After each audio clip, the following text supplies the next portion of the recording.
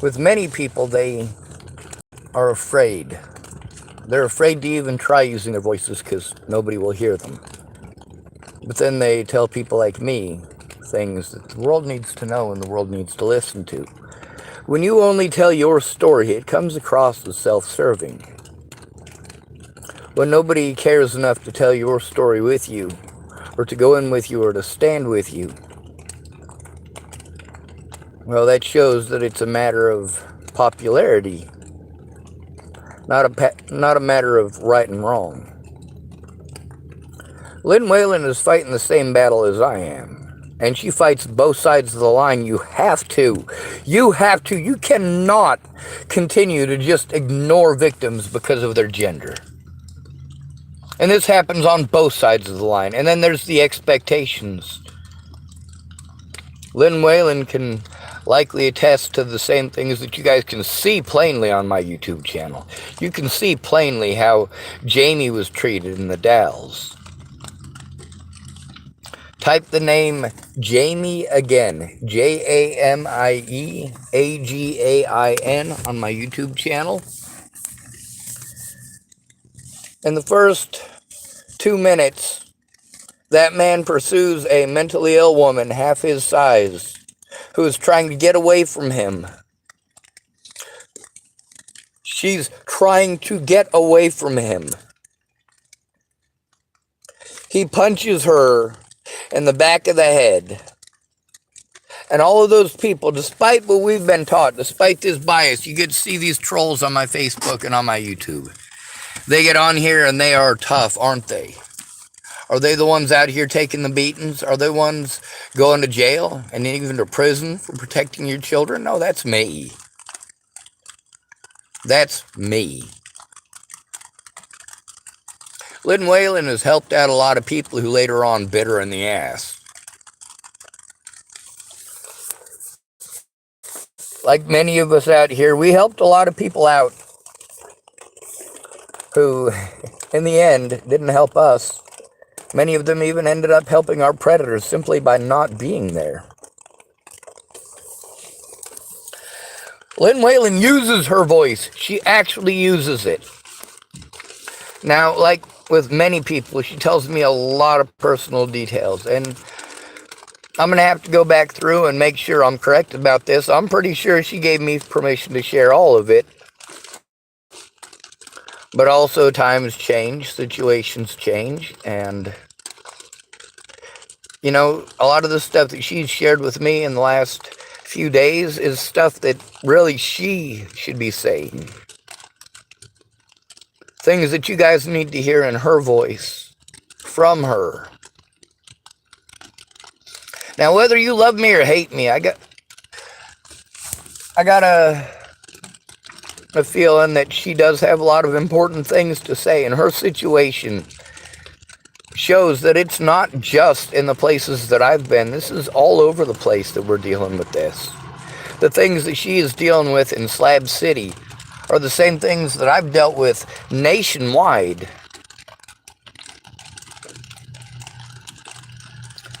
And I'm sure, based on the fact that she's said so,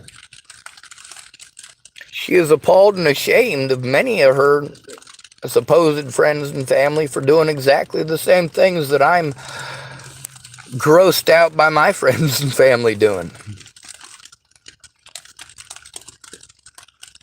She's also somebody who is capable of drawing the parallel. So I'm making this specifically for Lynn Whalen. How many of y'all want to hear her voice? I know I don't have a lot of people who actually watch my channel. I got a lot of viewers, or a lot of subscribers, just not a lot of viewers. And that has to do with making a lot of videos.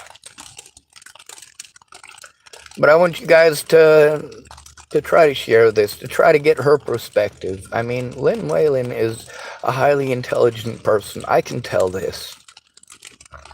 I can tell based on my understanding of the situation that she's not schizophrenic or delusional. I can also take a look at it if I want to be a dickhead and pretend like she's schizophrenic or delusional. That's easy to do. All right, that's gaslighting. It's easy to do. but it's also not the situation. If I was to do such a thing, I'd be horrible for doing so. There's another lady, Stephanie Larkin, and I spoke about her and the situation. And when I say predators, I'm not just talking about sexual predators or pedophiles. When I use terminology like sicko, it may not have the same meaning as you have attached to it. If you want to play victim, you can go ahead and play word victim. You're going to try to twist the word into something it ain't with a fucking a set of rules of ignorance. How to stay ignorant, remain ignorant, and pretend to know nothing. Lynn Whalen doesn't do that. Lynn Whalen speaks out and she takes hell for it, same as I do. We don't see eye to eye on everything because she is definitely still a female and I'm definitely still a male. And she types a few things that show she doesn't quite understand. Like when she says, you think people don't understand. Well, actually, I know which ones do understand and which ones don't. I understand what they understand and what they don't. I understand that a lot of the situations where single women that I know who are being abused and understand the situation of being abused and gaslighted. I also know that many of them have never been homeless. So there's stuff that I talk about with homelessness that they are still off in their own fucking little fantasy world about what homelessness is. To them, homelessness represents freedom. Yeah, your husband beats you once a month.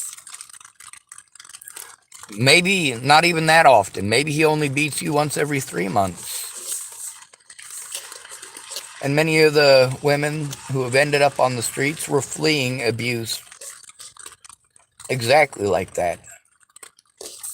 But then they end up on the streets and they realize, holy shit, I'm getting beaten up 2 to 3 times a week. I'm getting raped 3 to 5 times a month. I mean, holy fuck, I got to get something out of here. I mean, for a lot of those women, they go back to the abuse. They go back to getting beaten up once a month or once every 3 months because being out on the streets is not just that. It's also being victimized by the cops because you used a fucking blanket. You're homeless. You go to the warming centers, you can't sleep there. There's people always trying to fucking fight, same as there is the homeless shelter. And the staff in both places will fucking steal your shit outright. The warming centers are fucking closed, and it was even worse at the homeless shelter they built. $7.5 million, only 122 beds, and over half of them are for transitional housing. That's primarily, well, there's a lot of women with children, yes, and a lot of military veterans, yes. Most of the military veterans don't qualify for that there, though. They have to go to Cheyenne, Wyoming. Can you imagine having to go to a VA hospital in Cheyenne, Wyoming for them to give you a referral to a hospital in Bozeman, Montana or Billings, Montana? Imagine if you're an amputee. I met an amputee when I was driving through Wyoming. From Colorado.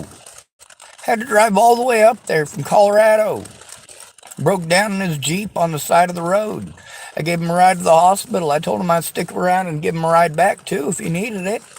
He said, no, they got that covered. It's the VA. It was just, phone issues and car issues. They'll send somebody out there to fix my car. I'm a veteran. I got all this paperwork that I brought with me. It's not going to be a problem at all. The only problem that he had was that it was a prosthetic and he had to, jump through hoops for that. There's a lot of stuff that people understand, but they don't speak up. They don't use their voice, and they don't use their voices to lend it for others. A lot of times I lend my voice to people who are drug addicts, who are alcoholics. The reason that I lend my voice to those people isn't because they're drug addicts or alcoholics. It's not because I feel sorry for them for being drug addicts or alcoholics. It's because they were legit fucking abused. Somebody being on drugs or alcohol is not a legitimate excuse to fucking beat them. It's not a legitimate excuse to rape them. It's not a legitimate excuse to shoot them. It's not a legitimate excuse to gaslight them to all their friends and family.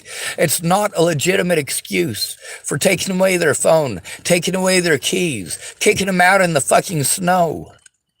It's not a legitimate excuse for holding somebody down and screaming in their face. It's not a legitimate excuse for giving your girlfriend or ex-girlfriend a puppy so that she'll come back to you. And then when she leaves you again because you're still the same abusive asshole, you're going to hold her down, scream in her face like Tim Beeson did to Natalie Bollinger? Me and the dog are a package deal. So what he wanted to put across. Absolutely, I speak out about those horrible men. And you know what? Lynn Whalen speaks out about those horrible women who do horrible shit like that too. And it's a lot scarier because when a woman does the gaslighting thing, that's what women are taught to do here in the United States. And men are taught the violence thing. Well, violence, well, you get locked up for that. But as far as gaslighting, shit, you get yourself, and if you're popular enough, you get 10 of your friends to help you, and they're going to get some of their friends and their husbands involved. Next thing you know, you got 50 people fucking stalking you over a fucking nut job who didn't get what she fucking wanted. Rick Marvin can tell you all about that. He had a fiance named Kim. They was going to get married. They had a kid on the way. She was very pregnant.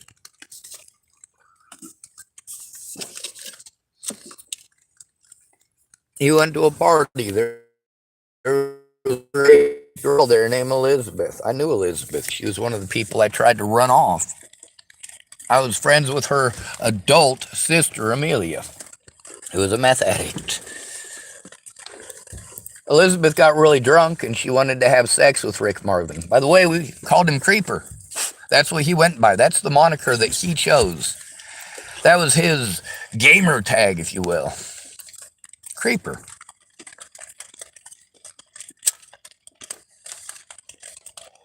Well, Elizabeth should not have been there, and Creeper wasn't having it, and he fucking left, but she wasn't happy with that. And of course, like many underage girls who have infatuations with older men because they think, oh, I'm more mature. Well, no, you're literally trying to turn the man into a pedophile, and you're angry at him for not being a pedophile. So then what did she do? She ran around saying that he raped and or molested her. Now, that's not the case. The people who are there know that's not the case. But she didn't go spreading it to them. She went spreading it to everybody else. She didn't try taking it to the cops, because it didn't fucking happen. What she did is go slander his name because this little girl who had a fucking crush on Rick Marvin, who couldn't take no for an answer, couldn't understand that this man who is almost 30 years old by this point is not interested in having sex with an underage girl. He's got a baby on the way. He is going to be getting married. Leave him the fuck alone. Well, that's not what happened. By the time I heard what happened to Rick Marvin, a.k.a. Creeper, well, let me tell you what happened, all right?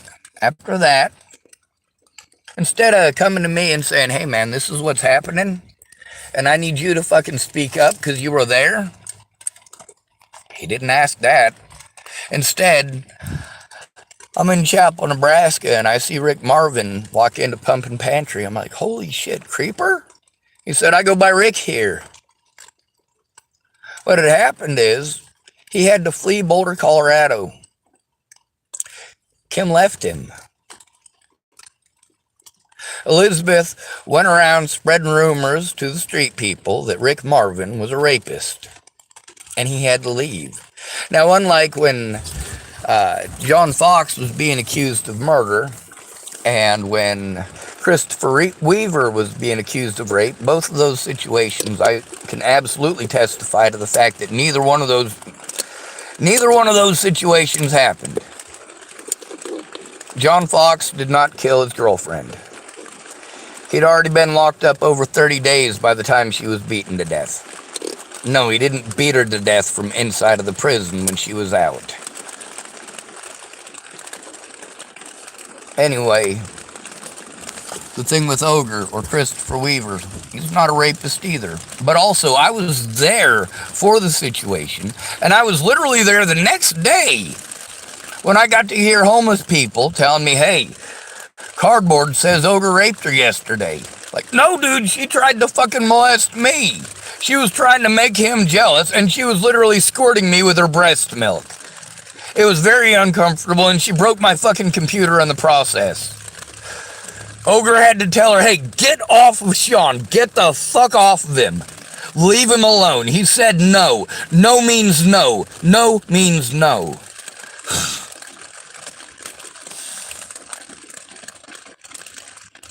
Now, Rick Marvin, he had to flee Boulder, and he was flying a sign with another guy over in Sidney, Nebraska. Laura and David Nelson picked him up and took him home and took care of him. Later on, Rick Marvin gave me a ride back to Chapel, Nebraska, and there's a different Nelson family from Garden County. Tom Nelson, his mom, Jeannie Nelson, who is a kindergarten teacher there in Garden County Public Schools. She passed away, by the way. And then there's Tom Nelson's dad, and his name is Dennis. Now, Rick Marvin come through, and he wanted to get rid of some pot. He had a lot of it. So he traded some of that pot to Dennis Nelson for a shotgun and a rifle.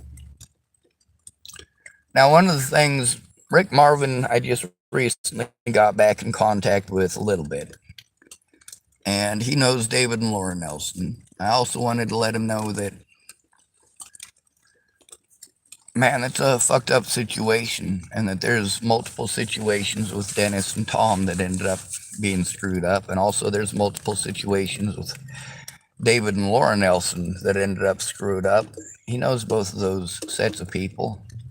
He only barely met Dennis Nelson and Tom Nelson, but he lived with Laura Nelson and David Nelson.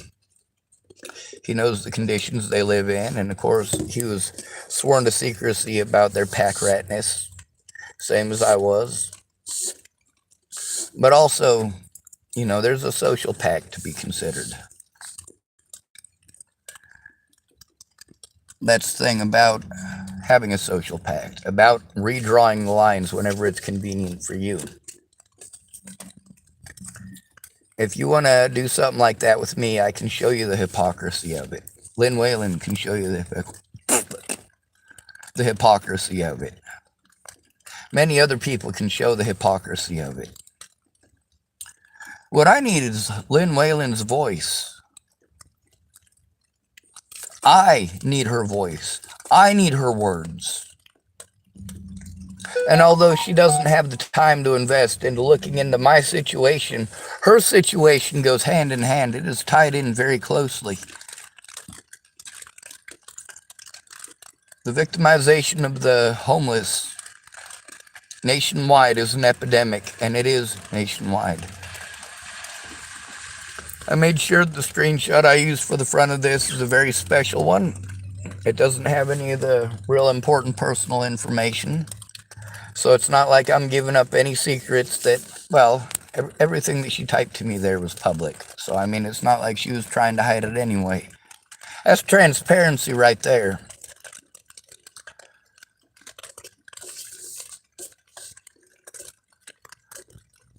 It would be nice if she could take some time to look at my story and see it from my point of view. I already try to see it from everyone else's. I'm an October baby, Lynn. I was born October 18th, 1980. I happen to know somebody who has the same birthday as me.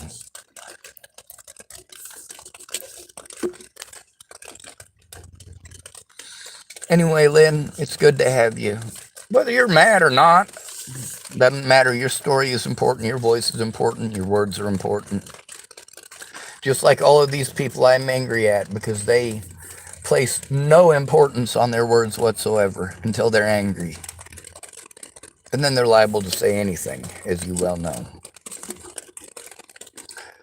You know how we end these videos by now. Good to be rid of you. Thanks for coming to visit. Stay out of trouble or don't get caught. Remember, you are your brother's keeper and no victim left behind.